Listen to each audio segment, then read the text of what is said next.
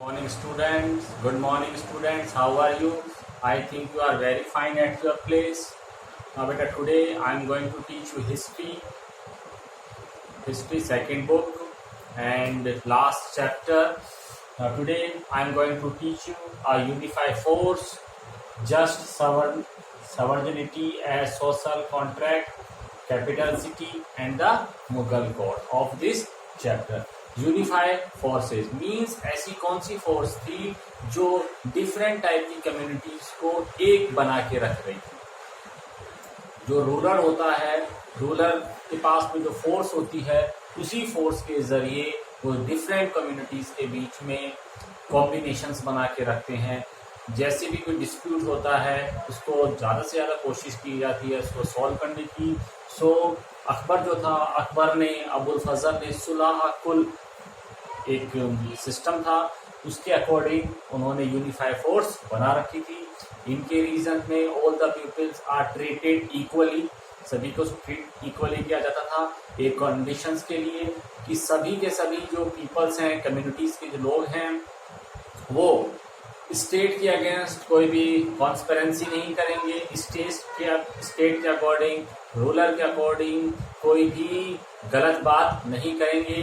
अगर वो ऐसा नहीं करते, अगर वो बिल्कुल सही काम करते हैं, behave like a good person, तो किंग वगैरह जो रूलर वगैरह हैं वो भी उनको किसी भी तरीके से परेशान नहीं करेंगे। ठीक है, तो सुलह कुल की नीति अपनाई गई थी। कहाँ पे? फतेहपुर सीकरी के अंदर इन्होंने जिसका दूसरा नाम है आईन अकबरी। ठीक है, सुलह कुल की नीति के आगे चलते हैं। नोबिलिटी एंड डिफरेंट पीपल्स के बीच में तो इन्होंने कम्युनिटी कॉम्बिनेशन सेटअप कर लिया था। तो यहाँ पे नोबिलिटी जो थी, यानी कि राजा के जो रूलर, अकबर के जो रूलर रिलेटिव्स वगैरह थे, उनके अलावा वहाँ पे ईरानियन पीपल्स थे, तुरान्स थे, अफगान्स थे। अकबर की कोर्ट में डिफरेंट कम्युनिटीज के पीपल थे, इवन राजपूत वगैरह भी थे, जो कि अलीट सेक्शन के अंदर आते, अलीट मतलब उच्च वर्ग के अंदर आते थे, इनको ज्यादा रिस्पेक्ट मिलती थी।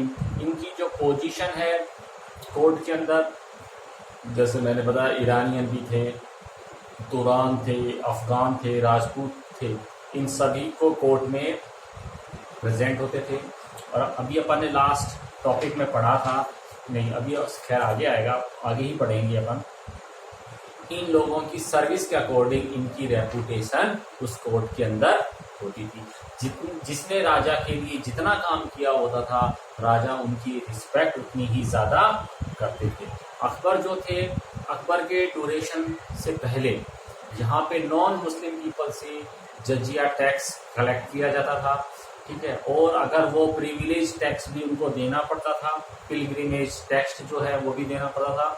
मतलब अगर कोई भी हिंदू मथुरा जाएगा, वृंदावन जाएगा, हरिद्वार जाएगा, तो उनको टैक्स वगैरह देना पड़ता था। अकबर को जब इस चीज का पता चला कि हम लोग ऐसा टैक्स लेते हैं, और यह टैक्स किनके कहने पे लिया जाता था, ऑर्थोडॉक्स मुस्लिम जो उलमाज वगैरह होते थे, वो रूलर के ऊपर प्रेशर बनाते थे, you have to collect this type of taxes. अगर कोई भी हिंदू अपना रिलीजन को फॉलो करना चाहता है without any interference of kingdom, तो उनको ये टैक्स वगैरह देने पड़ते।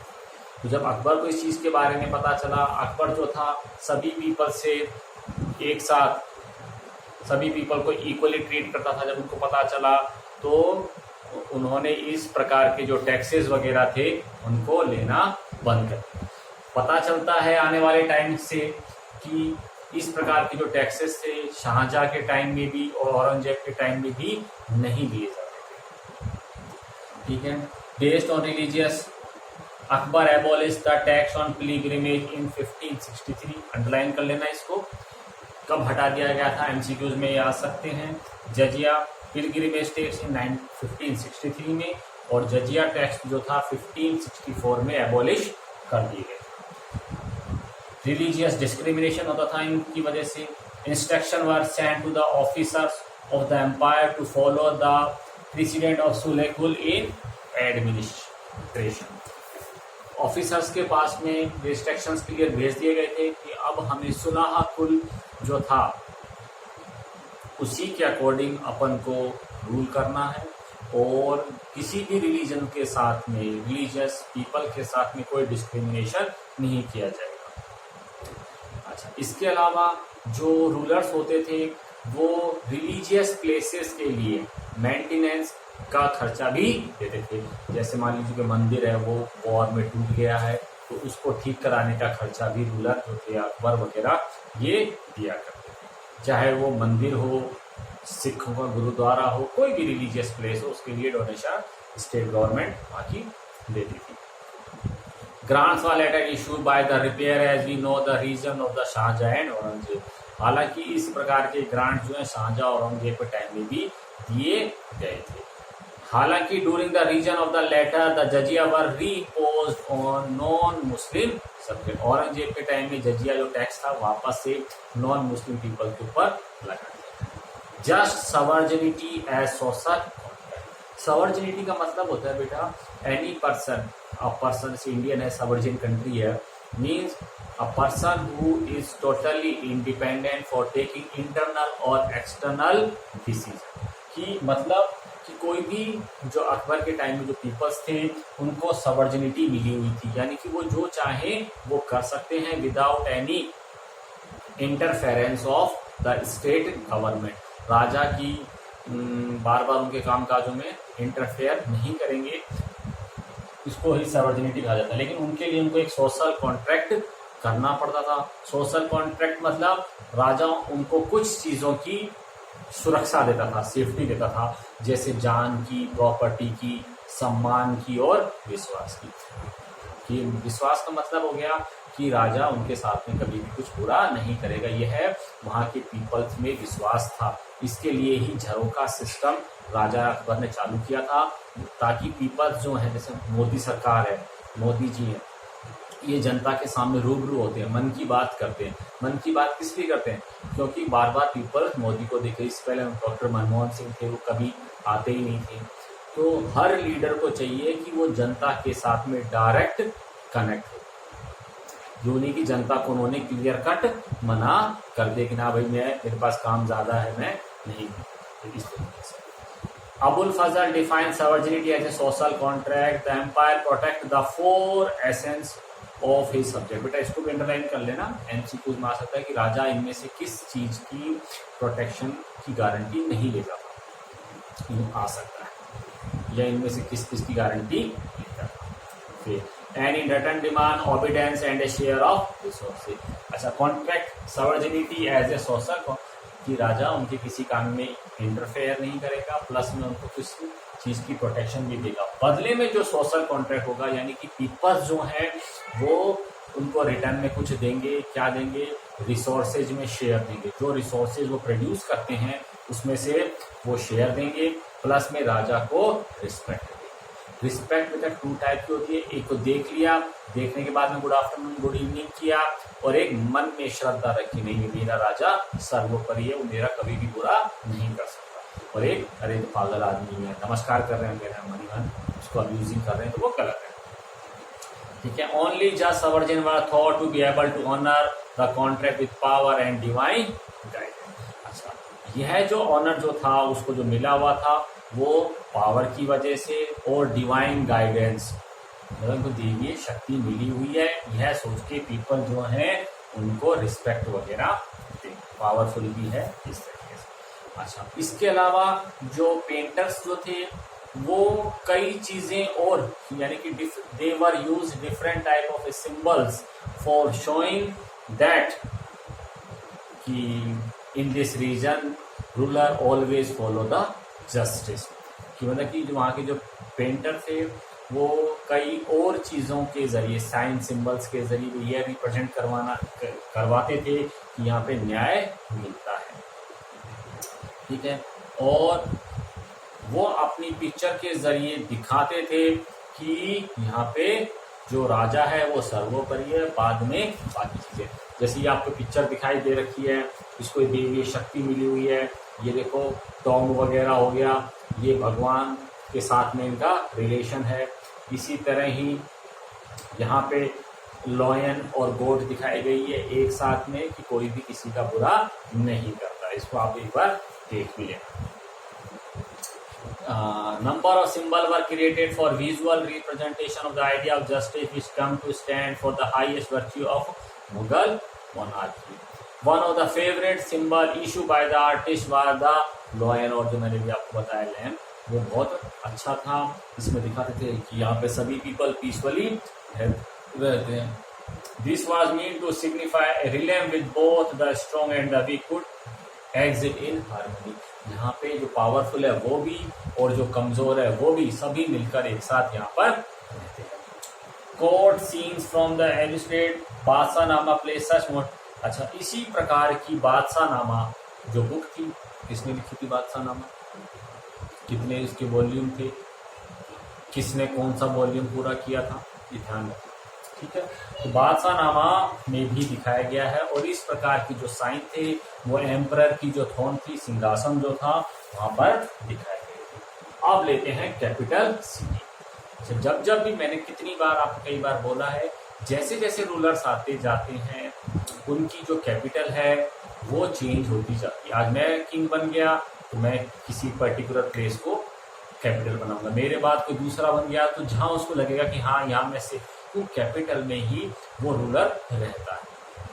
तो दिल्ली रही है, आगरा रही है, फतेहपुर सीकरी रही है, एक शाहजहांबाद जगह है दिल्ली के आसपास में, वहां पर भी ये रहे। आगे चलते हैं। The heart of the Mughal empire was a city capital, कि जो इनकी सिटी जो थी वो एज ए हार्ट का काम करती थी। हार्ट क्या करता है, हार्ट पूरी अपनी सर्कुलेट करता है, बॉडी को कंट्रोल करता है। तो कैपिटल सिटी हमेशा ये वो लेते थे जहां पे इजीली ये रूल कर सके।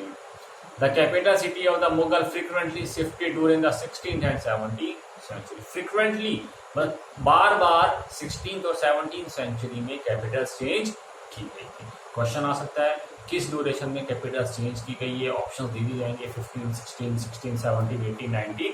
ध्यान रखें। आगे चलते हैं। Babur took over the Lodi capital of Agra. हालांकि बाबर ने जो लोधी के टाइम में जो कैपिटल थी उसको बनाया। क्वेश्चन पूछा जा सकता है, भव्य लोधी का तो जिक्र नहीं आया था, लोधी के टाइम में कैपिटल सिटी कौन सी थी, तो आप आगरा लिख देंगे। Through during the 4 year of year, लेकिन कैपिटल सिटी तो उन्होंने उसको बना के रखा, लेकिन 4 सालों तक जो बाबर है वो कभी कहीं पे मूव करता था, कभी कहीं पे, यानी कि वो स्टेबल आगरा में नहीं रहे। During the 1560 Akbar had the fort of Agra constructed with red sandstone. Agra के पास में ही अकबर ने लाल पत्थर से अपना एक महल बनवाया। ठीक है। In the 1570 decided to build a new capital Fatehpur Sikri. तो फतेहपुर सीकरी को उसने अपनी कैपिटल बनाया। One of the reason promoting, अच्छा क्यों, अब इसके पीछे एक रीजन है कि उन्होंने फतेहपुर सीकरी को ही क्यों अपनी कैपिटल बनाया। तो फतेहपुर जो सीकरी है यह उस वेद पर पड़ती थी, मतलब कि उस टाइम में अजमेर जो एक सिटी है आज भी है, यहाँ पे ख्वाजा मुहिद्दीन चिश्ती की दरगाह है, मॉस्क है, टॉम वगैरह है, तो उसके लिए पीपल जो है वहाँ पे जाते थे। तो फतेहपुर सीकरी इस रास्ते पे पड़ती थी, इस वजह से उन्होंने फतेहपुर सीकरी को लिया। एंड बिकम है, देखो लिखा हुआ भी है, Sikri was located on the direct road to Ajmer where the dargah of Shaikh Muinuddin Chishti had become an important pilgrimage centre. उस टाइम में मुस्लिम कम्युनिटी का, इवन सभी कम्युनिटी का, वो बहुत ही अच्छा पिलग्रिमेज सेंटर था। The Mughal empire enter into a close relationship with Sufi of Chishti silsila. Silsila 11th class में चैप्टर था। सिलसिला एक ग्रुप होता है,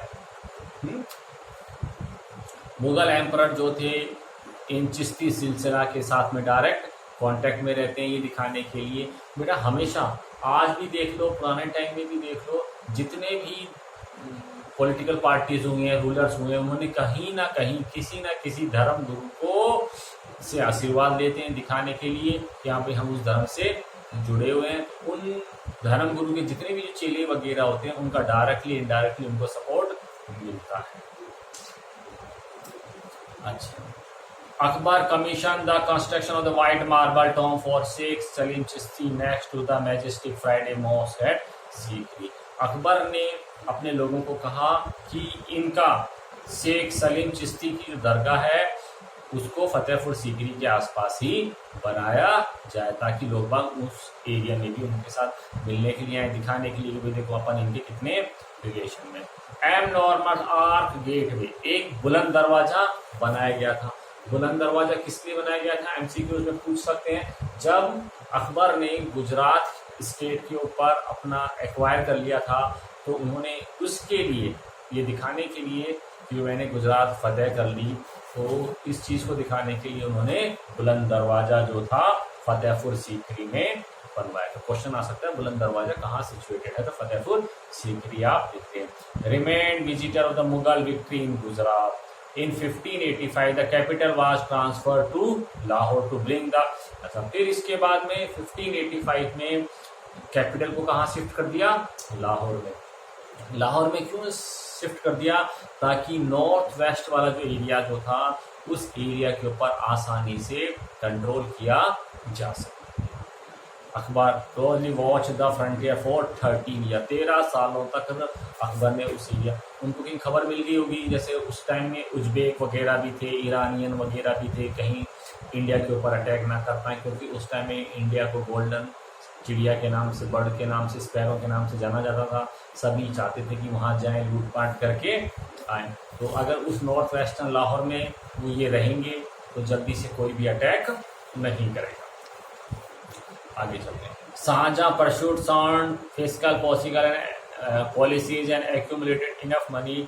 अच्छा, शाहजहां ने वित्तीय सिस्टम को बना के रखा, पॉलिसीज बनाई, ये मतलब कि टैक्स कलेक्शन को अच्छा रखा जो अकबर के टाइम से ही चला आ रहा था। इसके साथ में क्या हुआ, जब उन्होंने इस सिस्टम को अच्छा रखा तो इनके पास में इनफ मनी आ गया। तो शाहजहां की एक हमेशा एक हॉबी थी कि वो ज़्यादा से वो बिल्डिंग बनवाए, वो पैसा बिल्डिंग पे खर्च करने में उनको आनंद मिलता था, मज़ा आता था। तो फिस्कल पॉलिसीज को अच्छा रखने की वजह से उनके पास में इनफ मनी आ गया। अच्छा, और बिल्डिंग जो बनवाते थे, मॉन्यूमेंट वगैरह बनाते थे, चाहे वो नॉर्थ इंडिया में हो चाहे वो साउथ इंडिया में हो, सभी रूलर सिस्टम बनाते थे ताकि अपनी पावर को दिखा सकें कि हाँ भाई हमने इतना शानदार बनाया है तो यह रूलर कितना पावरफुल होगा। अच्छा, as we have seen in the case of earlier ruler was the most visible and tangible sign of dynastic power, wealth and prestige। मैंने बताया इन मॉन्यूमेंट्स के जरिए वो अपनी पावर, प्रेस्टीज दिखाना चाहते हैं लोगों को। In the case of Muslim ruler it was also considered as a act of pity, ये भी एक प्रकार के सम्मान होता था कि उस रूलर के टाइम में क्या क्या चीजें बनी, एक से एक शाहजहां जो था वो। In 1648, the court, army and household moved from Agra to the newly completed imperial capital। 1648 में बेटा सुनो, इनमें तुम्हारे कैसे क्वेश्चन आ जाएंगे, इनको पे टाइम दे दिया जाएगा है भाई। 1560 में क्या हुआ था, 1640 में, 48 में क्या हुआ था, और इनके सामने दे देंगे, इनको वो चीज़ें मैच करनी है। पहले तो क्या था, अब एमसीक्यू थोड़े और टफ आने लगे, 2-3 एमसीक्यू जैसे वो जरूर दे देंगे। यूँ नहीं है कि आपने एक एमसीक्यू में डेट याद कर ली और इवेंट याद कर लिया, आपको 1 मार्क्स मिल गया। कुछ क्वेश्चंस ऐसे भी आएंगे जिसमें 4 डेट्स दे देंगे और 4 इवेंट्स दे देंगे और कह देंगे इनका मैच करो, और इनका मैच वाले जो नंबर्स हैं वो दे दिए जाएंगे। तो आपको ऐसा अंडरलाइन करके चलना, मैं सारा बता के चल रहा हूँ, फिर बाद में मत पूछना सर ये कहाँ से दिया था। अच्छा, अब 1648 में आर्मी और हाउस होल्ड, कोर्ट वगैरह सब का सब जो था वहां से मूव करके इन्होंने दूसरी जगह पे शिफ्ट कर दिया। कहाँ पे, शाहजहांबाद में। ये क्या था, all residential city of Delhi था। यहाँ पे रेड फोर्ट था, जामा मस्जिद थी, और यहाँ पे मार्केट भी था जिसको चांदनी चौक के नाम से आज भी जाना जाता है। Shah Jahan new city was appropriate to a moral formal vision of a grand monarchy. यह वो एरिया था जहाँ पे इनके पास में बहुत सारी लैंड भी थी इस एरिया में, और ये जो चाहते थे, जिस हिसाब से सिस्टम बनवाना चाहते थे, वो सिस्टम यहाँ पर आसानी से बन गया। The Mughal court. Mughal court जो था, जैसे अभी अपन ने बताया, जो कैपिटल सिटी थी वो एज ए हर्ट काम करती थी, और उस कैपिटल सिटी में इनका दरबार लगता था। ये बहुत ही बड़ा होता था, भव्य होता था। जैसे आज आप कोई बिजनेस स्टार्ट करना चाहें, आप चाहेंगे आपका ऑफिस बड़ा शानदार हो, तो इन मुगल कोर्ट के बारे में पढ़ेंगे। यहाँ पे डिफरेंट टाइप के पीपल्स होते थे, कोर्टियर्स होते थे, कौन कोर्टियर कहाँ खड़ा होगा, राजा के जो जितना पसंदीदा कोर्टियर होता था उतना ही वो राजा के पास होता था, और जो राजा को ज़्यादा, जिसको राजा पसंद नहीं करते थे या वैल्यू नहीं देते थे या कुछ भी लगा एक्सपर्ट है, वो राजा से थोड़ा सा दूर खड़ा होता था। कोर्ट के अंदर कैसे आप आएंगे, कैसे जाएंगे, कैसे आप उनको नमस्कार करेंगे, विश करेंगे, इन सब के रूल्स रेगुलेशंस दिए थे। अब अपन ये पढ़ें। Physical arrangement of the court focus on the sovereign, mirror his status as the heart of the society। यह जो था court heart of the society के रूप में लेते थे। Centre piece was there for the throne, जिसको तख्त कहते थे। यहाँ पे जो मुख्य जो चीज होती थी तख्त होती थी, जिसपे जो राजा है वो बैठता था, ठीक है। और इसको ऐसा बनाया जाता था, तख्त के लिए ये कहा जाता था, ये एक्सेस मुंडी है। एक्सेस मुंडी का मतलब क्या हो गया, ये एक लैटिन फेज वर्ड है, जिसका मतलब होता है एक ऐसा पिलर जिसपे धरती टिकी हुई है।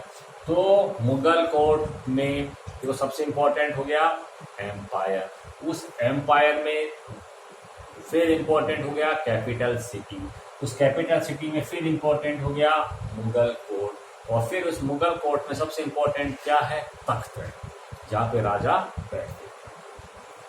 Canopy, a symbol of kingship in India, millennium was believed to separate the radiation of the sun from। अच्छा, यहाँ तख्त के लिए कहा जाता था, इस तख्त के ऊपर उस भगवान की सीधी रेज पड़ती है, विशेष पड़ती है। यहाँ पे बैठने के लिए राजा के, तो जैसे कि कोर्टियर्स के रूल्स के लिए रूल्स रेगुलेशंस थे, तो वैसे ही रूल्स रेगुलेशन जो हैं यहाँ पर जो बंदे बैठते थे उनके लिए भी, राजा के लिए भी रूल्स रेगुलेशन थे। चलते हैं आगे। अच्छा, chronicles lay down with great precision the ruler defining status amongst the Mughal elite in court. Status was determined by the, अच्छा बता दिया, जो स्टेटस था कोर्टियर्स को वो किस हिसाब से मिला हुआ था, जो राजा के जितने नजदीक इंपॉर्टेंट पर्सन होगा उतना ही वो राजा के पास खड़ा। वंस द एम्परर, एक बार जब राजा गद्दी पर बैठ जाता था तो वहां से किसी को भी हिलने डुलने की परमिशन नहीं थी, और ना ही कि राजा की परमिशन के बगैर वहां से कोई आदमी जा सकता था। सोशल कंट्रोल इन कोर्ट, पूरे तरीके से कोर्ट के रूल्स रेगुलेशन सभी के लिए बता दिए गए थे कि कैसे आप यहाँ पर आएंगे जाएंगे। अच्छा, detail the form of address, कैसे आप राजा को एड्रेस करेंगे, एड्रेस मतलब नमस्कार करेंगे।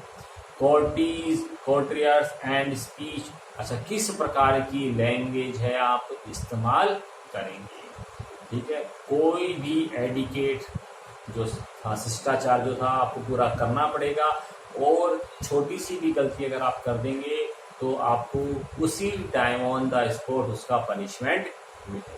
यानी कि एक प्रकार का खौफ था। आपने जोधा पर मूवी देखी हो तो धम धम की आवाज़ आती थी, एकदम सब कुछ शांत है, और उनके आने से पहले जो एक बंदा था आवाज़ लगा दिया था, वो था मुलाइजा होशियार खबरदार, शहनशाह तख्त प्रधान रहे, ठीक है। लेकिन फिर भी जो उलमा वगैरह थे ना, ये फिर भी गुस्ताखी माफ हो ये बात कह के राजा की बातों को काट दिया करते थे, और इनका सबसे अच्छा जवाब कौन देता था, Abdul Fazl. The forms of the salutation of the ruler indicate, पूरी तरीके से था प्रणाम आपको कैसे करना है, उनको नमस्कार कैसे करना है। और उस टाइम में जो हाईएस्ट जो था सिस्टम प्रणाम करने का ऐसा, वो था सिजदा, ठीक है। इसमें क्या था, लेट के आदमी दंडवत प्रणाम वगैरह करता था। अच्छा, शाहजहां ने अपने टाइम में कुछ चीज़ों में चेंजेस किया, उन्होंने 4 तस्लीम एंड जमीनो बोस स्टार्ट किया। Under the Shah Jahan this ritual were repeated 4 तस्लीम, यानी कि 4 बार नमस्कार करना, हाथ को पैर पीछे करके। ये 4 तस्लीम के बारे में यहाँ पर दिया हुआ है। हालांकि एमसीक्यूज में ऐसा नहीं पूछते, तो फिर भी मैं आपको बता देता हूँ कि हाथ को नीचे रखेंगे, हथेली को कैसे करके ऐसे 4 बार नमस्कार करेंगे। और जमीन बोस का मतलब जैसे सामने रूलर बैठे हैं तो वहां झुक के नमस्कार करेंगे या जमीन को चूमेंगे। ठीक है, अब देखो इन्होंने तो ये किया। बाद में कुछ रूलर ऐसे आए थे औरंगजेब के टाइम में, ये इसलिए किया जाता था कि अगर कोई भी इनका जो सर्विस पर्सन है, एम्प्लॉई है, वो अगर ऐसा करेगा तो ऐसा करने के बाद में कभी भी उसमें ऐसी हिम्मत नहीं आएगी कि वो राजा का विरोध कर सके। ऐसा सिस्टम इसलिए, जैसे मैंने कहा जमीनों को उनके सामने जमीन को किस करने मतलब कि भाई मैं आपको ही किस, पैरों को, फीट को किस कर रहा हूँ। औरंगजेब के टाइम में या और भी कोई रूलर थे उनके टाइम में तो ये कहते थे कि राजा के पैरों को ही चूमो, तो वो थोड़ा सा कुछ पीपल उसको अच्छा नहीं समझते, लेकिन करें क्या। The protocol governing diplomatic envoy at the Mughal court war equally explicit. अच्छा, मुगल कोर्ट में अगर कोई बाहर से कोई एम्बेसडर, राजदूत आ रहा था तो उसके लिए भी यही रूल्स रेगुलेशन थे। ठीक है, एम्बेसडर जो था वो राजा के दरबार में जब आएगा तो अपनी गर्दन को झुकाएगा, वो एक किसिंग द ग्राउंड करेगा। ठीक है, अच्छा, या पर्शियन कस्टम को फॉलो करेगा। पर्शियन कस्टम का मतलब ऐसे हाथ रख के नमस्कार करेगा। तो मोस्टली एम्बेसडर यही काम करते थे। थॉमस रॉय इंग्लिश बंदा था। ठीक है, जब वो जहांगीर की कोर्ट में जब वो पेश होता है तो वो जहांगीर को इसी प्रकार से नमस्कार करके कुर्सी की डिमांड करता है। यहाँ भाई साहब मैं कहाँ बैठूँ, मेरी चेयर लाएं। तो जब उन्होंने ऐसा कहा तो पूरी की पूरी कोर्ट में शांति सी छा गई। सब लोग अचंभित हो गए, क्या कह रहा है, राजा के सामने ये बैठेगा। जबकि जो यूरोपियंस थे उनमें तो ये कल्चर होता था, राजा सबके साथ बैठते थे। बड़ा शॉकिंग सिस्टम कर देता। Empire began his day. अच्छा, अब आ गया जो एम्परर जो था वो दिन में क्या कर रहा था, उनका जो डेली रूटीन था वो क्या था। जो एम्परर जो था जैसे ही सन उगता था वो पर्सनल रिलीजियस डिवोशनल या प्रेयर वगैरह करते थे। प्रेयर करने के बाद में वो बालकोनी में आ जाते थे। ईस्ट डायरेक्शन में होती थी ये, जिसको झरोका सिस्टम कहते थे। यहाँ पे वो रूलर जो हैं जनता के साथ में रूबरू होता था। यहाँ पे पीपल्स कौन कौन से आते थे, सोल्जर्स आते थे, merchants, craft person, peasant, women और बीमार जो बच्चे हैं वो सभी राजा से मिलने आते थे। राजा को अपनी दुख तकलीफें बताते थे। राजा उन सभी चीज़ों का समाधान उनके तत्काल प्रभाव से करते थे। ठीक है, झरोका सिस्टम चालू किया गया। ठीक है, imperial authority as a part of popular इसलिए किया गया ताकि राजा के साथ में प्रॉपर लोगों का आना जाना लगा रहे। अब जैसे कोई भी जो पर्सन है वो वहाँ आ गया। अच्छा, जब यहाँ पे कोई पर्सन आएगा राजा उसकी दुख तकलीफों को दूर करेगा, तो नेचुरल बात है कि वो राजा की बड़ाई बाहर जाके करेगा। ठीक है, इससे लोगों में फेथ पैदा होता था। अच्छा, अब क्या है, राजा ने झरोका सिस्टम दिया, लोगों की दुख तकलीफें सुनी। अब उनके बाद में वो क्या करते थे, उसके बाद में एम्परर जो था पब्लिक हॉल ऑफ ऑडियंस, दीवाने आम में आ जाते थे। यहाँ पे प्राइमरी बिजनेसमैन जो होते थे उनके साथ में बात करते थे। राजा के जो गुप्तचर होते थे उनसे बात करते थे। राजा के आर्किटेक्ट वगैरह होते थे उनसे। इसी तरह से ही जो टैक्स कलेक्टर होते थे उनसे भी राजा वहाँ पे गुफ्तगू करता था, क्योंकि राजा का काम राज्य को चलाना भी होता है, लोगों के वेलफेयर के लिए काम करना भी होता है। पड़ोसी देश क्या कर रहे हैं, पड़ोसी कोई मतलब सारी जो इन्फॉर्म काम दिनचर्या थी। ऐसा नहीं था जैसे अपन सोचते मैं राजा बन जाऊंगा तो सारा दिन खाएंगे पिएंगे और सोएंगे घूमने जाएंगे, ऐसा नहीं था। राजा उस टाइम में अगर हंटिंग पे भी जाते थे तो हंटिंग पे जाने के लिए भी उनका एक रीजन होता था कि वो ऐसे दूर दराज इलाके में जाते थे जहाँ पे वो रोजाना नहीं जा पाते थे। तो उन पीपल्स के बीच में जाके अपनापन दिखाते थे, अपनी पावर वगैरह दिखाते थे। और डिफरेंट जो गुप्तचर वगैरह हैं वो भी उनसे वहीं पर आके ही देते थे, मतलब कि फिर भी भाई नीति के तहत ही वो लोग हंटिंग वगैरह पर जाते थे, या कभी कभार बोर हो गए तो इसलिए जाते थे। अच्छा, state official present report and made request 2 hours later the emperor was in Diwan-e-Khas to hold private audience and discuss confidential matter. High minister इशारा आ गया। The emperor view the work of highly reputed artist वगैरह जो थे, architect वगैरह, building के बारे में discussion वगैरह करना है, उनको भी बात करें। अच्छा, स्पेशल ओकेजन जब होता था, कोई एनिवर्सरी वगैरह होती थी, जैसे थोन पे तो राजा बैठे, साहब आपको बैठे हुए 1 साल हो गया, 2 साल हो गया, ऐसे बर्थ एनिवर्सरी होती थी। ईद होता था, सब बारात और होली वगैरह होती थी, तो कोर्ट के अंदर लाइफ आ जाती थी, यानी कि जान आ जाती थी। जान का मतलब हो गया इस कोर्ट को इतना सुंदर सजाया जाता था कि कोई बाहर से आदमी देखा था, अरे यार ये अकबर की कोर्ट, मतलब कि जब एनिवर्सरी वगैरह कोई स्पेशल डे होता था तो कोर्ट को बहुत ही सजाया जाता था, बहुत पैसा खर्च किया जाता था। वॉल वगैरह होगी, कलरफुल हैंगिंग्स वगैरह, ट्रेमेंडस इम्प्रेशन डाला जाता था विजिटर के ऊपर, जो देखते बनता था। मुगल किंग जो हैं, 3 मेजर फेस्टिवल होते थे उनके टाइम में। कौन कौन से होते थे?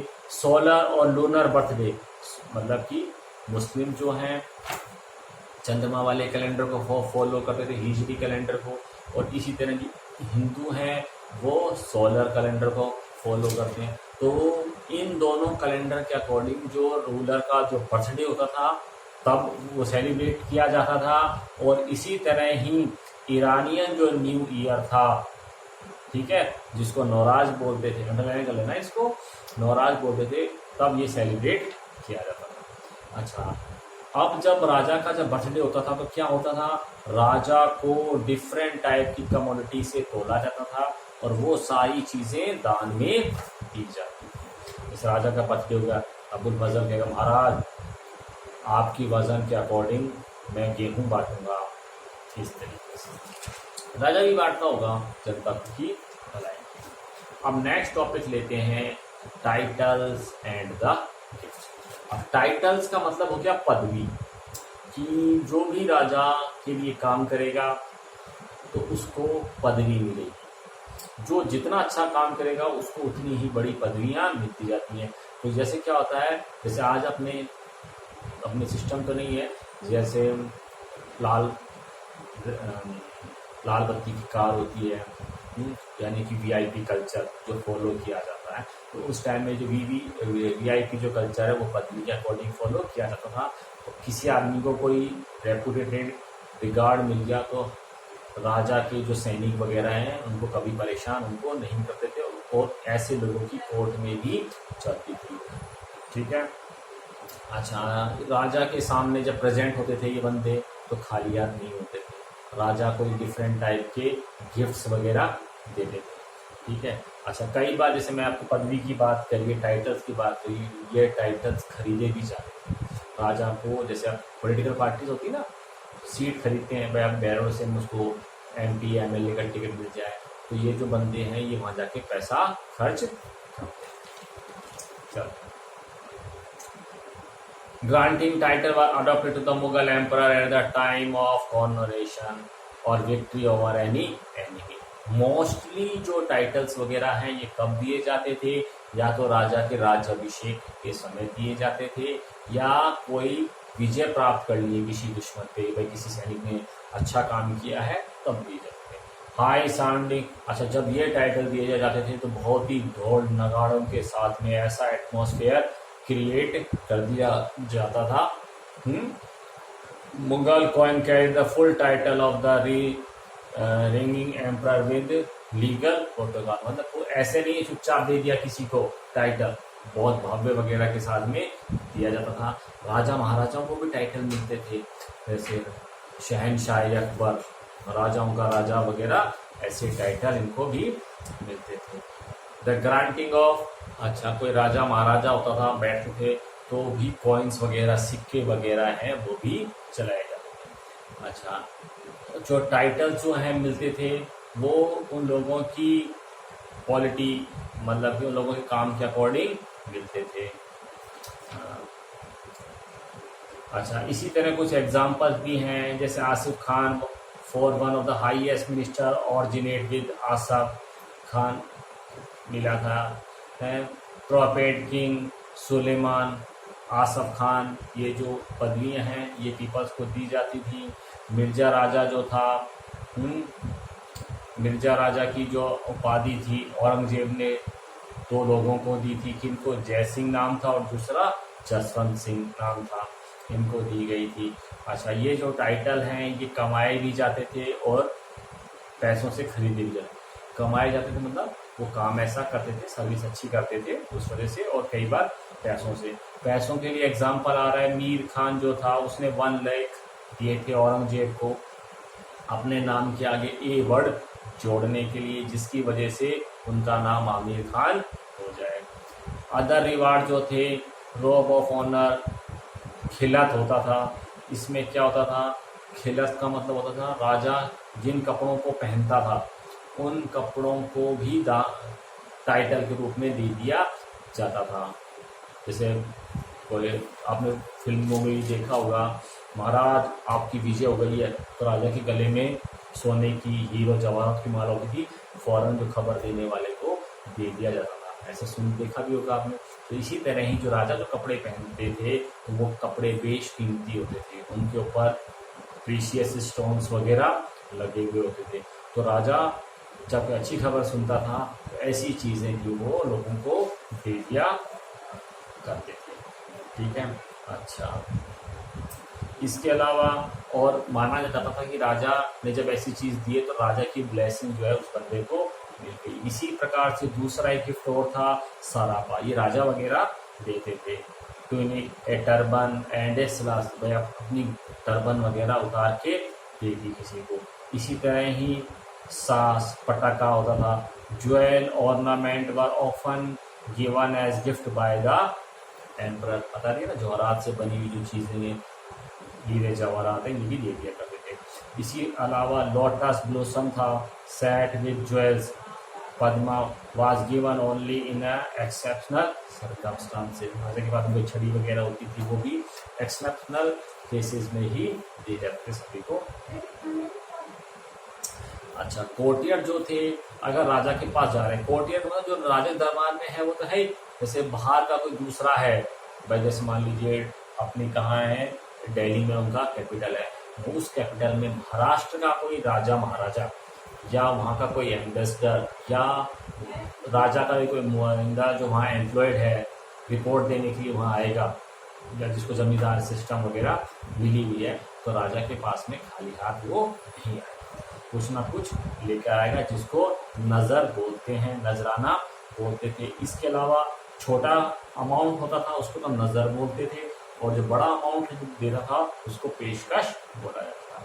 अच्छा, in diplomatic relations gifts were regarded, अच्छा जो गिफ्ट वगैरह थे वो sign of honour and respect माना जाता था, यानी जितना कीमती वो गिफ्ट होता था तो ये माना जाता था कि राजा उसकी नज़र में, उस आदमी की नज़र में उतना ही इम्पोर्टेंट पर्सन है। अच्छा, इसमें कुछ एक एग्जांपल्स भी दे रखे हैं। Important function of the negotiation, जब कोई राजा महाराजा कोई आपस में संबंध वगैरह बनाने के लिए आते थे, नेगोशिएशंस करने के लिए आते थे, तो इस दरबार में गिफ्ट वगैरह लेकर आते थे। थॉमस रॉय के बारे में कहा जा रहा है जब आसफ खान के पास में जब ये जाते हैं थॉमस रॉय, तो उस थॉमस रॉय उनको एक अंगूठी देते हैं आसफ खान को, तो आसफ खान उस अंगूठी को लौटा देते हैं, क्योंकि उस रिंग की जो कॉस्ट है 400 रुपीज़ ही थी। यानी कि उसने जब आसफ खान ने उनको वो दिया तो वो बुरा मान के, कहते हैं ना गिफ्ट, अभी कहते हैं कई दिन गिफ्ट की कीमत मत देखो, देने वाले का मन देखो। उस टाइम में ऐसा नहीं होता था, देखा जाता था कि भाई तुम्हारे पास में अगर हाई प्रीशियस चीज़ें दे रहे हो तो ही राजा उसको वैल्यू देते थे। राजा रहने दे, सस्ती सी चीज़ है, रख ले तेरे पास ही। तो ऐसे गिफ्ट जो हैं, इन गिफ्ट को देखकर राजा कई बार नाराज भी हो जाता था। तो मैंने कहा ना, तो राजा उस टाइम में कब नाराज हो जाए कुछ नहीं पता होता था। कोर्टियर्स हमेशा डर के रहते थे, राजा की रिस्पेक्ट करते थे। रिस्पेक्ट के पीछे कहीं उनको अपनी लाइफ का भी डर वगैरह रहता था कि कहीं राजा हमको मार दे। अच्छा बेटा, ये मैंने आज करा दिए, कुछ टॉपिक्स और बच गए हैं, अपन वो नेक्स्ट क्लासेस में ले लेंगे। कोई डाउट्स वगैरह हैं तो आप मेरे को कॉल करके पूछ सकते हैं, ठीक है। और ये जहाँ MCQ जहाँ मैंने आपको बताया है अंडरलाइन कर लें, ये आपको 12th के एनुअल एग्जाम में MCQs के लिए फायदेमंद होंगे। ओके बेटा, गुड डे।